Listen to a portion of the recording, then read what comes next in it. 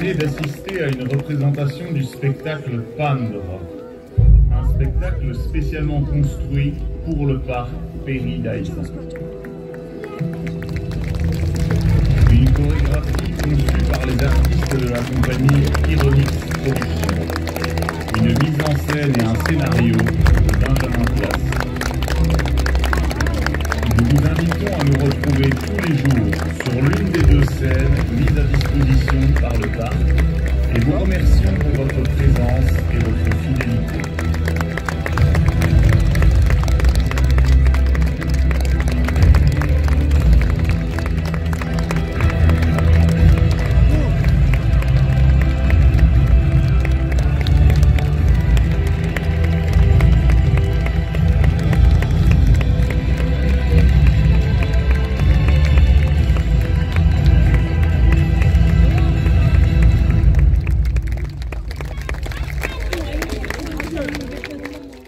Après la perte de son épouse Eurydice, que la morsure d'un serpent a condamné aux enfers.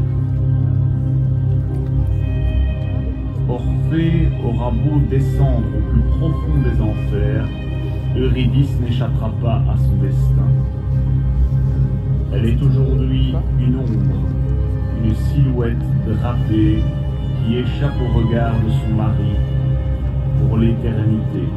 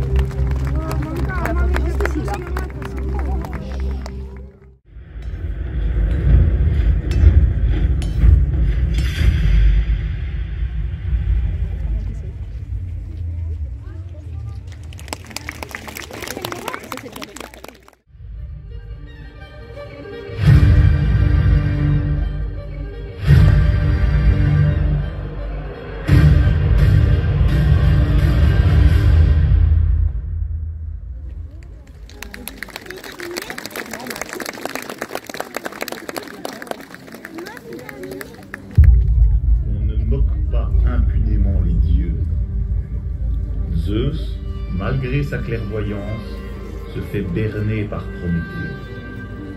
Il envoie en guise de représailles pour l'humanité un cadeau empoisonné. Ce sera Pandore. Zeus convoque le plus doué des Olympiens pour façonner son invention. Héphaïstos, le dieu artisan, créateur de magie, forgeron boiteux. Héphaïstos est le fils de Héra, la reine des dieux, mais elle le trouve si laid que le jour de sa naissance, elle le jette sur terre depuis l'Olympe.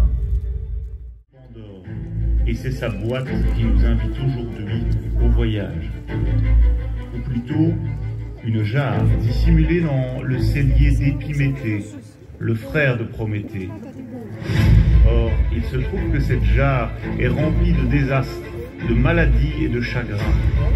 Ces malheurs étaient bien enfermés dans la jarre et ne se répandaient pas parmi les mortels. Mais un jour, Pandore, la fille de Zeus et la femme d'Épiméthée, désobéit. Pandore donc voit la jarre et, curieuse de savoir ce qu'il y a dedans, ouvre le couvercle. Les calamités s'échappent un instant. Désormais, par la faute de Pandore, la terre est couverte de malheur.